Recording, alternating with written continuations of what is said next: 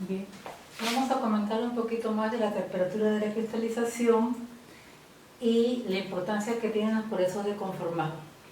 Entonces, la temperatura de la cristalización es aquella temperatura a la cual se produce en una pieza que esté deformada y con acritud, con granos deformados, se produce la aparición de nuevos granos sin deformación equiásicos que se llaman granos recristalizados, y el proceso se llama recristalización. Habíamos dicho que esta etapa, este proceso que en conjunto se llama precisamente recristalización, tiene tres etapas, ¿no? Una primera etapa de restauración, en la que hay solamente reacomodo de dislocaciones y no hay una significativa variación de propiedades de endurecimiento. La etapa propiamente de recristalización, donde se generan nuevos granos y donde realmente se da la modificación de propiedades, es decir, ablandamiento y aumento de ductilidad.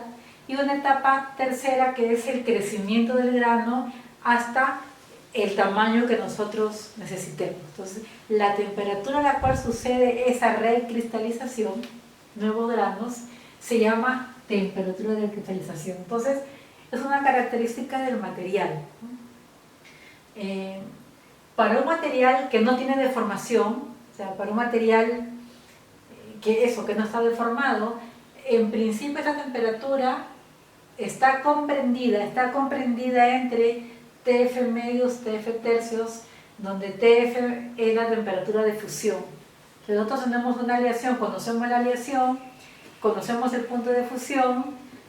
Para una pieza que no esté conformada, decimos entonces que la temperatura de cristalización está entre estas dos temperaturas, en ese rango de temperaturas. Entonces, una vez que he definido mi temperatura de recristalización, viene un aspecto bien importante. Si yo aplico un conformado mecánico a una temperatura menor que la temperatura de recristalización, es entonces cuando hablo de deformación en frío. Y si la deformación la hacemos a una temperatura mayor que la temperatura de recristalización, mayor que la T de recristalización, falta poner la T, entonces se llama deformación en caliente. ¿Qué implicancia tiene esto? Que cuando yo hago una deformación en frío, sucede todo lo que hemos visto, sucede alargamiento de los granos, exceso de dislocaciones, endurecimiento, acritud, pérdida de ductilidad, pérdida de tenacidad. Entonces, una vez que conformo en frío, me empieza a quedar con acritud, con todo lo que ya hemos mencionado. Pero si hago la deformación en caliente, o sea, a una temperatura mayor que esta de recristalización, entonces no se produce acritud. ¿Por qué no se produce acritud? Porque en el proceso, al mismo tiempo que los granos se van deformando, ¿no? Porque los granos se tienen que formar de todas maneras porque estoy conformando, al mismo tiempo que los granos se deforman, aparecen nuevos granos, va recristalizando al mismo tiempo, porque estoy a la temperatura que lo permite, a una temperatura mayor que esa. Entonces se da simultáneamente la deformación y la aparición de nuevos granos recristalizados equiáxicos. Por lo tanto, cuando acaba la deformación a esas temperaturas, la estructura final es de unos granos equiáxicos, sin dislocaciones de conformado y en condiciones pues bastante similares a las de partida. Entonces, la diferencia entre la deformación en frío y en caliente, aparte de la temperatura, está en las características microestructurales y en consecuencia en las propiedades que presentan las piezas. En deformación en frío, granos alargados, llenos de dislocaciones, piezas con acritud, y en deformación en caliente, granos equiáxicos, sin exceso de dislocaciones, con propiedades similares a las de partida. Entonces, ojo con esto, ¿eh? Ahora sí podemos hablar con propiedad. Si mi temperatura de recristalización, por ejemplo, para un material fuera 800, ¿no?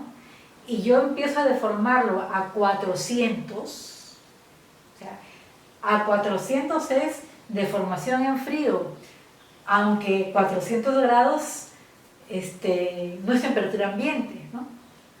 Entonces, deformación en frío no necesariamente es la temperatura ambiente, habitualmente es la temperatura ambiente. pero no es propiamente ese el concepto. Deformación en frío es deformación a temperaturas menores que la temperatura de recristalización. Eso es importante. Bien, eso hasta ahí. Pero resulta que esta temperatura de recristalización, que es la temperatura que necesito alcanzar para que los granos deformados de un material con acritud recristalicen, esa temperatura de recristalización, cuando la pieza ha sido sometida a deformación en frío y está con granos deformados y tiene dislocaciones, esa temperatura es cada vez más baja. O sea, cuanto más deformado está mi material, cuanto más dislocaciones existen, les decía en la clase anterior que en ese estado de acritud el estado energético del material es alto, o sea, es reactivo, tiende a bajar su energía. Entonces, a mayor grado de deformación en frío, mayor grado de acritud, la temperatura que tengo que alcanzar para conseguir cristalizar es menor, es más fácil de cristalizar. Y hay esa dependencia que ustedes tienen ahí en los apuntes, ¿no? La temperatura de recristalización tiene esa dependencia con el grado de conformado. A mayor grado de conformado, la temperatura que tengo que alcanzar para conseguir la recristalización después de haber deformado en frío, esa temperatura es cada vez menor, pero tiene un límite, ¿no? Y también en el gráfico que ustedes ven a escala en los apuntes, ven que hay un grado de deformación crítica que tengo que alcanzar a partir del cual efectivamente puedo recristalizar, ¿no?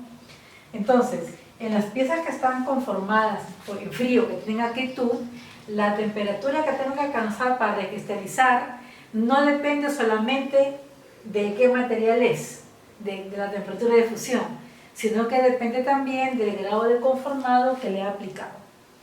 Depende del material, pero que en realidad cada material tiene su propia curva de dependencia entre la temperatura de recristalización y el grado de conformado. Pero aquí lo que hay que entender es esto, ¿no? Que para piezas que tienen cierto grado de conformado, la temperatura de cristalización está afectada por el grado de conformado previo. Entonces, para determinar a qué temperatura debo recristalizar una pieza que ha sido deformada previamente en frío, pues tengo que utilizar esta curva. No voy a utilizar esto.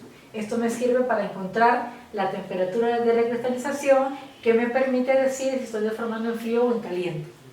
¿De acuerdo? Bien.